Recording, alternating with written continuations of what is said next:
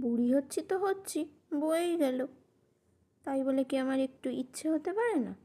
আমি এই পুতুলগুলোকে নিয়ে একটা গল্প বানিয়েছি, শোনো। একটা ছেলে, একটা মেয়ে, তাদের বিয়ে হলো দুই পরিবারের আভিজাত্য বাঁচানোর জন্য। কেউ জানতেই চাইল না তারা কাকে চায়, তারা আদৌ একে অপরকে নিয়ে জীবন কাটাতে পারবে কি না। তারপর একই ঘর, একই ছাদ, একই সংসার, কিন্তু তারা কোনো দিন একে অপরের হয়ে উঠতে পারল না। তাদের মধ্যে কোনো দিন প্রেম হলো না। না আছে ঝগড়া, না আছে প্রতারণা, আছে অদ্ভুত শূন্যতা। একটা সময়ে তারা আলাদা হয়ে গেল।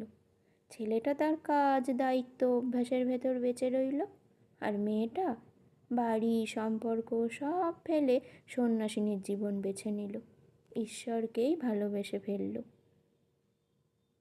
কেমন লাগলো গল্পটা?